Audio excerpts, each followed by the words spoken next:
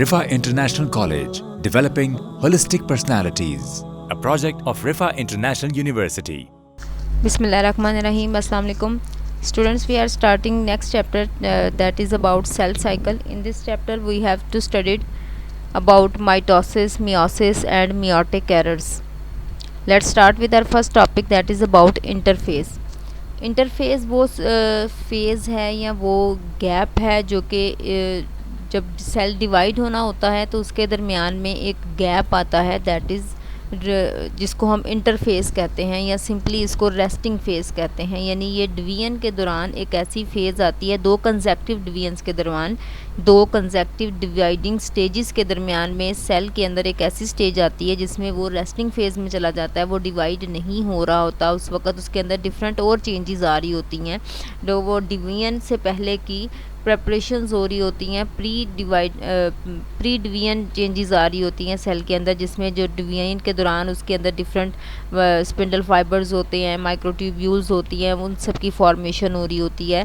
So that situation is known as resting phase. Resting phase तीन steps के अंदर divide होती है, that is G1 phase. Interphase divide होती है तीन स्टेजेस के अंदर, first is G1 phase, then S phase and then G2 phase.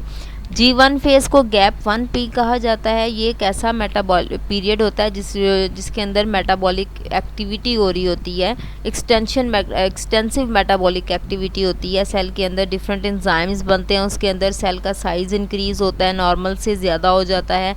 DNA के जो बेस यूनिट्स होते हैं वो उसके अंदर अकामुलेट होना शुरू हो जाते हैं फॉर सिंथेसिस ऑफ डीएनए। उसके बाद पोस्ट माइटोटिक सेल जो है वो एग्जिट हो जाता है सेल साइकिल से ड्यूरिंग D1। जब वो G1 के अंदर एंटर होता है, उसके बाद फिर जब G1 जो है वो एंटर हो जाती है G0 फेज़ के अंदर, ये जो G0 है इसको G0 बोलते हैं, ये G0 फेज़ के अंदर चली जाती है।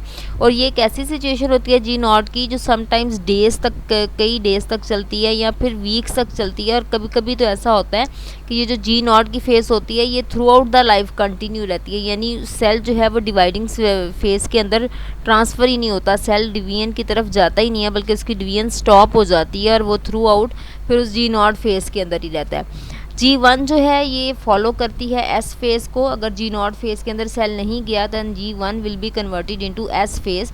S stands for synthesis. ये सिंथेसिस फेज़ होती है जो कि डीएनए जब सिंथेसाइज्ड हो रहा होता है तो उसके अंदर जो क्रोमोसोम्स रेप्लिकेट कर रहे होते हैं, डिवाइड कर रहे होते हैं, उनकी कॉपीज़ बनती हैं उसके अंदर, तो ये एक्चुअली G2 फेज़ G1 जो है ये उसको इनिशिएट करवाता है।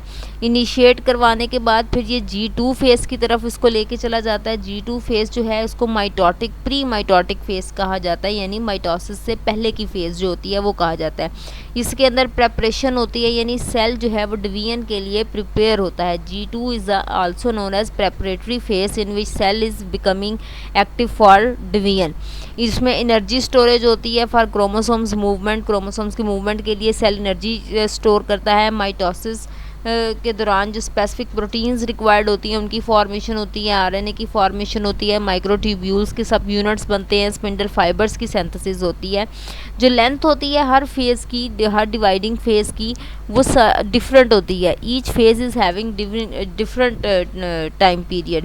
अगर ह्यूमन बींग्स की बात करें तो इनके अंदर जो एवरेज सेल साइकिल है it will complete within 24 hours, जिसमें माइटोसिस जो है it will take 30 minutes, G1 take 9 hours, S phase जो है वो 10 आवर्स में कंप्लीट होती है, एंड जो G2 फेज़ है it will take about 4.5 hours to complete. और उसके बाद जो सेल साइकिल है यीस्ट के अंदर it will completed with in 90 minutes, यानी ह्यूमन बींग्स का जो है वो 24 आवर्स के अंदर एक कंप्लीट साइकिल होता है और सेल जो है वो 1 से 2 में डिवाइड हो जाता है। लेकिन यीस्ट के अंदर आफ्टर एवरी 90 मिनट्स जो है सेल की डिवीजन कंप्लीट हो जाती है। This diagram will show the general sketch of interface, जिसमें ये देखें ये डॉटर सेल्स हैं। डॉटर सेल्स जो हैं ये अगर G0 में चले जाएंगे तो they will not further divided any more, लेकिन उसके बाद G1 फेज़ आ जाती है। G1 फेज़ से फिर ये कन्वर्ट हो जाते हैं S फेज़ के अंदर, जिसमें डीएनए की सिंथेसिस होती है, डिफरेंट उसकी स्पिंडल फाइबर्स की सिंथेसिस होती है, डिफरेंट प्रोटीन्स और एंजाइम्स की सिंथेसिस होती है। These are sister chromatids. This is actually a structure of single chromosome, जिसमें ये सेंट्रोमेयर है, ये इसके क्रोमाटिड्स हैं.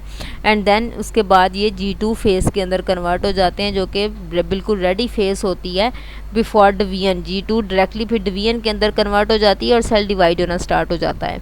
Let's start with mitosis. Mitosis क्या है? It is a type of cell division in which number of chromosomes will remains same in daughter cells as in their parent cells. जितने number of chromosomes parents के अंदर होंगे, उतने ही number of chromosomes daughter cells के अंदर होंगे, offsprings के अंदर होंगे, नेक्स्ट जनरेशन के अंदर होंगे, एक्सेप्ट इन सम सिचुएशंस के जिसमें डिवीजन के दौरान या तो क्रोमोसोम्स की डिलीशन हो जाती है या एडिशन हो जाती है. In that situation number of chromosomes will be more और लेस. तो उस सिचुएशन में कोई ना कोई सिंड्रोम, कोई डिजीज़ आ जाती है नेक्स्ट जनरेशन के अंदर. अदरवाइज इन मोस्ट केसेस जो नंबर ऑफ सेल्स होते हैं, और सॉरी जो नंबर ऑफ क्रोमोसोम्स होते हैं, they are not becoming more और less. So mitosis is a type of cell division in which number of chromosomes remains same. इसके अंदर नंबर ऑफ क्रोमोसोम्स कम ज़्यादा नहीं होते, बल्कि वो सेम रहते हैं. जितने पेरेंट्स के अंदर होते हैं उतने ही ऑफस्प्रिंग्स के अंदर या नेक्स्ट जनरेशन के अंदर आते हैं. For example in human beings हमारे अंदर टोटल 46 क्रोमोसोम्स हैं, 23 पेयर्स हैं. तो जो नेक्स्ट जनरेशन होगी उसके अंदर भी इतने ही क्रोमोसोम्स होंगे. In case of Drosophila 8 pairs हैं, तो नेक्स्ट जनरेशन के अंदर भी 8 पेयर्स ऑफ क्रोमोसोम्स ही प्रेजेंट होंगे. So in case of mitosis no number of chromosomes will be half और no number of chromosomes will be added और डिलीटेड. तो माइटोसिस के अंदर नंबर ऑफ क्रोमोसोम्स सेम रहते हैं as in parent cells. It will be consisting of 2 stages. इसकी 2 stages होती हैं. One is karyokinesis and second is cytokinesis. Cairo word use होता है न्यूक्लियस के लिए. दिस कैरियोकाइनेसिस वो फेज़ होती है जिसके अंदर न्यूक्लियस डिवाइड होता है. न्यूक्लियस के अंदर का सारा जेनेटिक मटेरियल जो होता है वो डिवाइड होता है और उसकी एक कॉपी बन जाती है same as the parent copy. यानी जो पेरेंट कॉपी होती है, पेरेंट्स कंपोजिशन होती है डीएनए की, बिल्कुल उसी तरह की एक नई कॉपी बन जाती है. Then cytokinesis, it is a division of cytoplasm. यानी होल सेल जो है वो डिवाइड हो जाता है इनटू 2. तो एक सेल से 2 सेल्स बन जाते हैं. Let's start with stages. First जो स्टेज है दैट इज़ कैरियोकाइनेसिस, जिसमें जो सेल है वो डिवाइड होना शुरू हो जाता है. उसका जो न्यूक्लियस है उसके अंदर डिवीजन जो है वो स्टार्ट हो जाती है. इस प्रोसेस अगर हम एनिमल सेल्स की बात करें तो इसके अंदर जो सेंट्रियोल्स होते हैं वो उनकी पार्टीशन होती है, वो डिवाइड होते हैं, डुप्लीकेट होते हैं. इंटरफेस जो है उसके बाद एक्चुअली ये स्टार्ट होती है. सेंट्रोमियर्स डिवाइड होना शुरू हो जाते हैं. अर्ली जो माइटोसिस होती है उसके 2 पेयर्स जो होते हैं उसमें 2 पेयर ऑफ सेंट्रियोल्स जो हैं वो सेपरेट हो जाते हैं और माइग्रेट कर जाते हैं टुवर्ड्स ईच पोल. वो दोनों सेल के दोनों पोल्स की तरफ डिवाइड मूव कर जाते हैं, पोलर एंड्स की तरफ चले जाते हैं. 3 सेट्स ऑफ माइक्रोट्यूब्यूल्स इसके अंदर सेल के अंदर बन जाती हैं, ओरिजिनेट हो जाती हैं. ये माइक्रोट्यूब्यूल्स जो हैं ये फाइबर लाइक स्ट्रक्चर्स होते हैं, थ्रेड लाइक स्ट्रक्चर्स होते हैं, जिसमें से जो एक सेट होता है वो एस्ट्रल माइक्रोट्यूब्यूल्स की में कन्वर्ट हो जाता है और ये एस्टर फॉर्मेशन के अंदर इन्वॉल्व होता है. ये एस्टर फॉर्मेशन में इन्वॉल्व हो जाता है, स्पिंडल्स बन जाते हैं. देन जो काइनेटोकोर माइक्रोट्यूब्यूल्स होती हैं ये अटैच हो जाती हैं विद क्रोमोसोम्स और ये उनको पोलर माइक्रोट्यूब्यूल्स जो हैं उनके साथ इंटरेक्ट करने में हेल्प आउट करती हैं. पोलर माइक्रोट्यूब्यूल्स जो हैं वो अपोजिट पोल्स के ऊपर प्रेजेंट होती हैं और काइनेटोकोर माइक्रोट्यूब्यूल्स के ज़रिए क्रोमोसोम्स जो हैं ये सेंट्रोमियर के ज़रिए अटैच हो जाते हैं विद काइनेटोकोर माइक्रोट्यूब्यूल्स. माइक्रोट्यूब्यूल्स जो हैं ये कंपोज्ड होती हैं मोस्टली प्रोटीन से, जो कि ट्यूबुलिन है, एंड उसके साथ साथ ट्यूबुलिन के साथ साथ कुछ ट्रेसेस ऑफ आरएनए भी प्रेजेंट होते हैं. जो स्पेशलाइज्ड माइक्रोट्यूब्यूल्स का स्ट्रक्चर है उसके अंदर एस्टर्स प्रेजेंट होते हैं, स्पिंडल प्रेजेंट होता है और उसको कलेक्टिवली माइटोटिक अपरेटस कहा जाता है. जब सेल के अंदर माइक्रोट्यूब्यूल्स का स्ट्रक्चर अरेंज हो जाता है, एस्टर फॉर्मेशन हो जाती है, स्पिंडल फॉर्मेशन कंप्लीट हो जाती है, then that apparatus is known as mitotic apparatus. Nucleus का साइज़ इंक्रीज़ कर जाता है, उसमें जो क्रोमोसोम्स होते हैं वो कैप्चर हो जाते हैं बाय स्पिंडल फाइबर्स और वो उस पर अलाइन होना शुरू हो जाते हैं. उनके अलाइनमेंट अरेंजमेंट स्टार्ट हो जाती है वहाँ पे ऑन इक्वेटोरियल प्लेट और क्रोमोसोम्स जो हैं वो इंश्योर हो जाते हैं फॉर डिवीजन, क्योंकि वो सेंट्रोमियर से सेपरेट होंगे और सेपरेट होने के बाद दोनों जो क्रोमाटिड्स हैं वो अपोजिट पोल्स की तरफ मूव करना शुरू कर देंगे. Karyokinesis further will divided into 4 stages: prophase, metaphase, anaphase and telophase. Prophase, pro means before. ये जो नॉन डिवाइडिंग फेज़ होती है, इंटरफेज़ होती है, उसमें जो सेल होता है, जो सेल साइकिल जब स्टार्ट होना होता है तो क्रोमोसोम्स जो होते हैं वो विजिबल नहीं होते। इवन इन इलेक्ट्रॉन माइक्रोस्कोप हम उनको इलेक्ट्रॉन माइक्रोस्कोप में भी विजिबल नहीं होते, हम उनको देख नहीं सकते। उनको देखने के लिए कुछ हिस्टोलॉजिक स्ट्रेन्स होती हैं जिनको यूज़ किया जाता है विद डीएनए, और उसके बाद ही वो एक थ्रेड लाइक स्ट्रक्चर की फॉर्म में हमें नज़र आते हैं, and that thread like structure is known as chromatin. अब वो क्रोमाटिन मटेरियल जो है ये कंडेंस होना शुरू हो जाता है ड्यूरिंग प्रोफेज। जैसे जैसे ये कंडेंस होता चला जाएगा, क्रोमोसोम्स अपीयर होना शुरू हो जाएंगे, विजिबल होना शुरू हो जाएंगे। ये थिन थ्रेड लाइक स्ट्रक्चर्स होते हैं क्रोमोसोम्स जो होते हैं, और ये आहिस्ता आहिस्ता थिक होना शुरू होते हैं। पहले जैसे जैसे ये थिक होते चले जाएंगे, ये विजिबल होते चले जाएंगे और जाएंगे। ईच जो क्रोमोसोम है वो कंसिस्ट कर रहा होता है वन सेंट्रोमियर, जिसका सेंट्रल पोर्शन होता है, एंड टू सिस्टर क्रोमाटिड्स, दोनों उसके जो आर्म्स होते हैं जो उसके सेंट्रोमियर के साथ अटैच्ड होते हैं। प्रोफेज जो है उसका जो न्यूक्लियर इन्वेलप होता है प्रोफेज के दौरान, यानी जो न्यूक्लियस के गिर्द न्यूक्लियर मेम्ब्रेन जो होती है वो आहिस्ता आहिस्ता अपीयर होना शुरू हो जाती है। साइटोप्लाज्म उसका जो है वो साइटोप्लाज्म से रिलीज़ होके, साइटोप्लाज्म की रिलीज होता है, न्यूक्लियोलाई उसके डिसअपीयर हो जाते हैं। जो माइटोटिक अपरेटस है वो प्रॉपरली ऑर्गेनाइज्ड हो जाता है और ज़्यादा विस्कस हो जाता है। सेकंड स्टेप आती है प्रोफेज के बाद मेटाफेज। प्रोफेज में न्यूक्लियर इन्वेलप अपीयर हो जाता है, क्रोमोसोम्स कंडेंस होना शुरू हो जाते हैं। जैसे जैसे वो कंडेंस होते चले जाएंगे in the form of chromatin, they are becoming visible. लेकिन मेटाफेज के अंदर ये होगा कि क्रोमोसोम्स जो हैं वो डुप्लीकेट स्ट्रक्चर जो है उनका टू सिस्टर क्रोमाटिड्स के ऊपर जो कंसिस्ट कर रहा होता है वो अटैच हो जाते हैं at a point called centromere, यानी जिनका सेंटर पॉइंट होता है जिसको प्राइमरी कंस्ट्रिक्शन भी कहा जाता है, उसके साथ वो जो काइनेटोकोर है उसके साथ अटैच होना शुरू हो जाएंगे।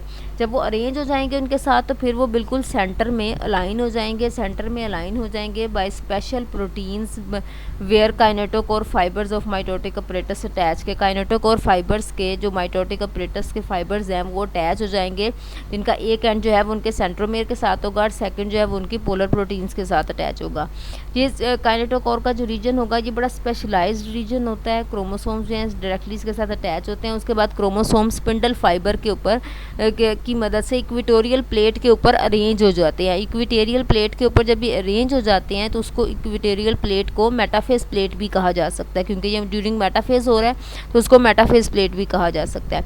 हर काइनेटोकोर जो है वो फाइबर्स जो हैं वो हर पोल की तरफ मूव करना स्टार्ट कर देंगे, यानी क्रोमोसोम्स जो हैं उनको पुल किया जाएगा टुवर्ड्स ऑपोजिट पोल्स। तो दोनों जो सिस्टर क्रोमेटिड्स हैं वो सेपरेट हो जाएंगे बिकॉज ऑफ दैट फोर्स। वो जो शुरू में हमने पढ़ा था इंटरफेज में कि एनर्जी स्टोर होती है फॉर डिवीजन, तो वो एनर्जी यहाँ पे यूटिलाइज होगी। Then next stage is anaphase, जिस जो कि बड़ी क्रिटिकल फेज होती है माइटोसिस के अंदर, जो कि ये इंश्योर करती है कि क्रोमोसोम्स जो हैं उनकी इक्वल डिस्ट्रीब्यूशन हो इन डॉटर सेल्स। अब इसमें जो काइनेटोकोर फाइबर्स होते हैं वो स्पिंडल के साथ अटैच्ड होते हैं और वो रिस्पेक्टिव पोल्स यानी ऑपोजिट पोल्स की तरफ क्रोमेटिड्स को खींचती हैं। जब वो दोनों क्रोमेटिड्स को ऑपोजिट पोल्स की तरफ खींचते हैं तो क्रोमेटिड्स जो होते हैं वो सेंट्रोमियर से सेपरेट हो जाते हैं।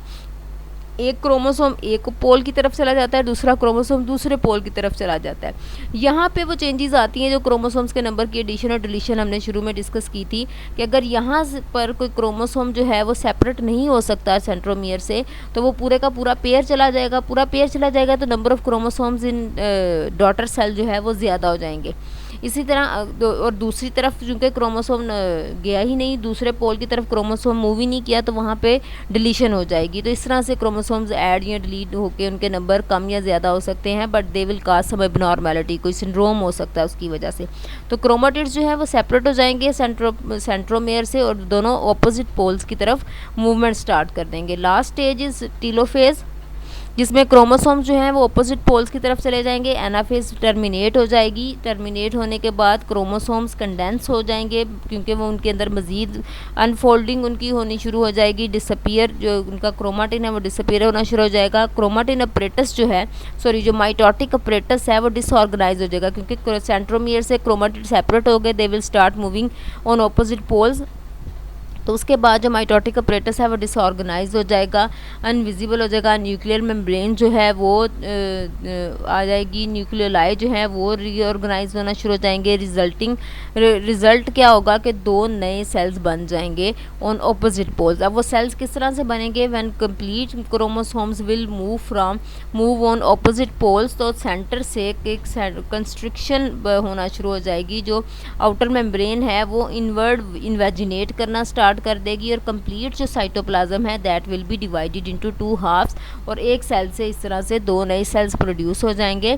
वो पूरी एक क्लीवेज होगी, पहले वो अंदर की तरफ इनफोल्ड करेगी, और करते करते फिर वो पूरी की पूरी सेंटर से डिवाइड हो जाएगी, सेंटर साइटोप्लाज्म को डिवाइड कर देगी into 2, and as a result 2 new daughter cells are produced. This diagram is showing the journal of cytokinesis. ये देखें, ये इंटरफेज है, ये इंटरफेज के अंदर ये देखें ये सेंट्रोसोम्स बनना शुरू हो गए हैं यहाँ पे। उसके बाद ये अर्ली प्रो फेज़ है जिसमें स्पिंडल फाइबर्स, ये जो थ्रेड लाइक स्ट्रक्चर्स हैं दीज आर स्पिंडल फाइबर्स हैं ये, और ये इनके पोल्स हैं, ये स्पिंडल पोल्स हैं यानी ऑपोजिट एंड्स हैं।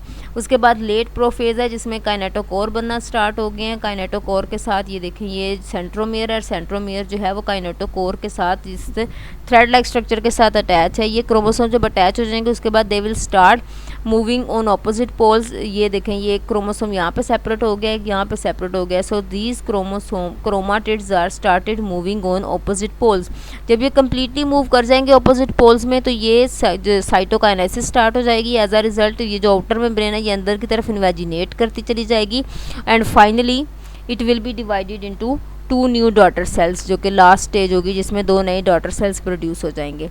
माइटोसिस की इंपॉर्टेंस क्या है? सबसे पहली इंपॉर्टेंस इसकी ये है कि नंबर ऑफ क्रोमोसोम्स इसके अंदर इक्वल रहते हैं, जो जितने पेरेंट्स के अंदर होते हैं उतने ही डॉटर सेल्स के अंदर होते हैं। नंबर ऑफ क्रोमोसोम्स जो हैं वो जिस तरह मियोसिस के अंदर number of chromosomes will become half, इसके अंदर ऐसा कुछ नहीं होता, number of chromosomes remain same.